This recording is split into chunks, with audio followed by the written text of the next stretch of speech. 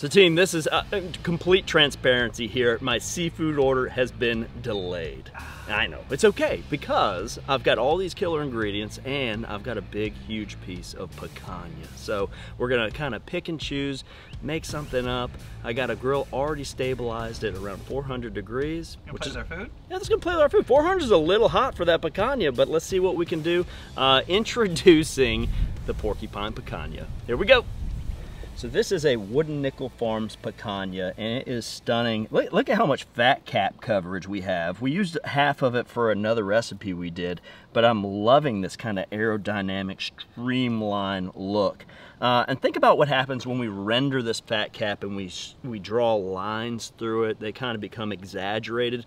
What if we trimmed closer and deeper score marks into it?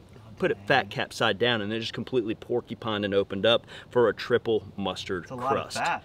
It's a lot of fat. That's why I always do, you know, fat cap side down. 400's a little aggressive, but it's gonna start the rendering process pretty quick. So I think if we did 2-zone cooking, started the rendering, and then flipped it to indirect, here I go. I'm working it out in my head as we go. Let's just get started, okay? For today's seasoning, I've chosen Lane's Barbecue Scorpion Rub. It's the perfect balance of sweet, heat, and it's one of my favorites. Yeah, salty, sweet, heat, and then boom, that big old meaty flavor from the fat cap and the picanha. Beautiful things. It's all in those little crevices. Well, and I think we're going to have a secondary opportunity once those crevices we created kind of exaggerate themselves, and we see these avenues. We're going to be able to get some more seasoning in. Let's take a look at our grill setup here. Today we're using a Kamado Classic 3. I love this unit. We've got a lower grill grate, a higher grill grate, a deflector shield. This is kind of my standard setup. I can do so much with this utilizing the divide and conquer system. And because it's a 3 series, I've got 3 layers. If I needed to get closer to that coal, I would, but we want to start kind of not a slow rendering process, but listen to this, listen. Slight hiss. And we're gonna let this sit for probably 10 to 15 minutes at that 375. Now, when I take a peek, I wanna make sure I'm not ripping off the face of any of that caramelization. I don't wanna lose anything to the grill grate. I could have oiled that and then put it down. And I'm thinking I need to go inside and get a spatula so I can kind of shimmy under there and keep that beautiful porcupine look. Eventually, we're gonna cover it with 3 different kinds of mustard and some other things, but I wanna see it. You know, I just wanna see it. All right, so dome down. Once we get that rendered crust and the seasoning start to do its thing, we're gonna add an element to this that's gonna be really cool and roast on the outside. Mayonnaise and steak has been done for hundreds and hundreds of years. It is a great insulator, it's a great fat add. Then I wanna put some acid. I've chosen 3 different mustards here, okay? I've got a Kazakh Dijon, I've got a smoky cowboy mustard, and then I've got a triple crunch. So let's get some of that beautiful mustard flavor in there.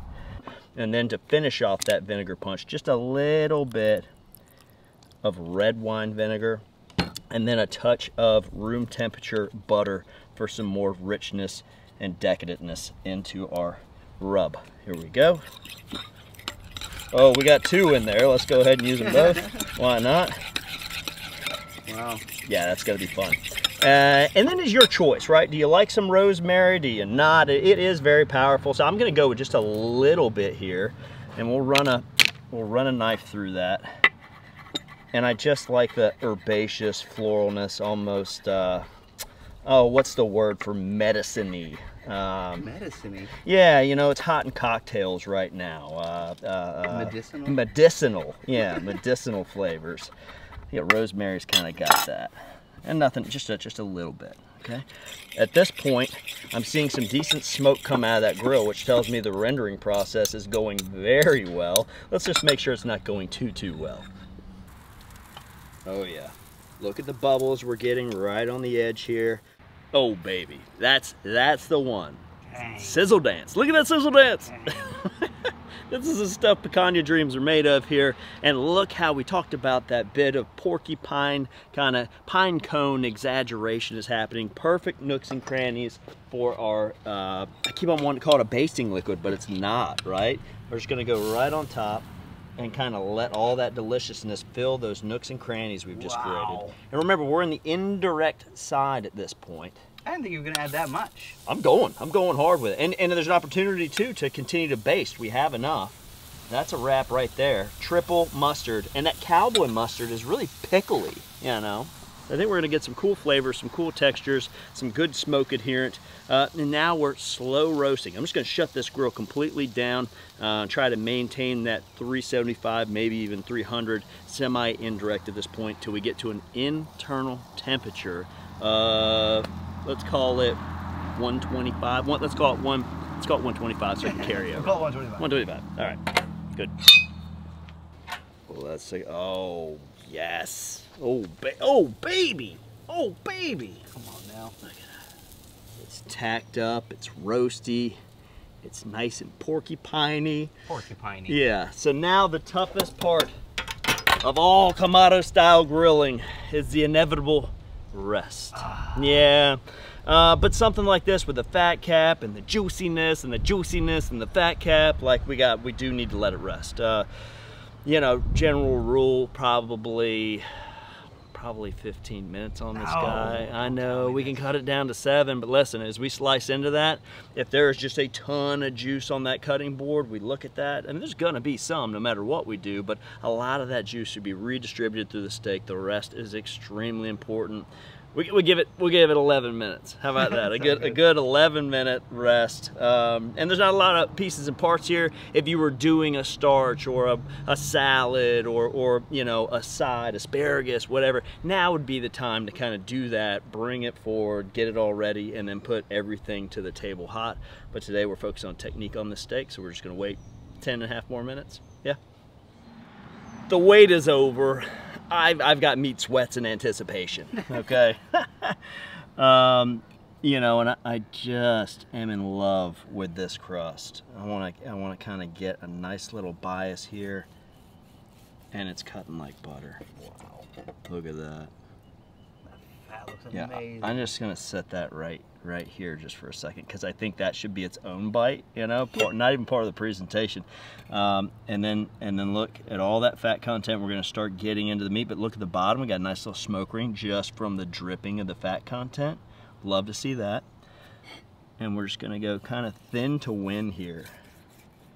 That's the best. Fat, smoke, salt. Like that little combination right there. And I just want you to see how lovely that is. And that porcupine looks so cool. To add just a little bit of salt to the face of that right there. We could just be done right now and then just slice this to order as people walk up, you know. Oh, so good. Oh, that's so lovely. And then we got these pieces. I don't know, let's come at a different angle here. And then of course I made a mess on the plate. The chef in me is like, what are you doing here? We gotta get that. Got a little bit of that extra mustard there. Perhaps we kind of go a big dot there. Swoop it on in. And then give it a little eye with that smoky cowboy that I like so much. Just a little presentation, deconstructed presentation. If you want to figure out what sauce is going to go great or what garnish is going to go great with your stuff, deconstruct it. Pull out of the things that we've already used in this dish, and it's automatically going to pair. That's a lot of fun.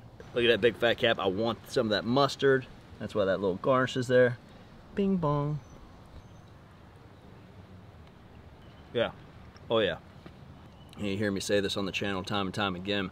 It's almost like it's got a secret to tell, but you gotta give it a little, you gotta spend a little time with it. It's scoring, it's seasoning, it's rendering, it's letting that smoke kind of drip down, caramelize, and adhere to it. And as soon as that fat hits your tongue, it's like your brain says thank you. Yeah. You know, there's something about that that's just primal, you know, scratching that primal itch again.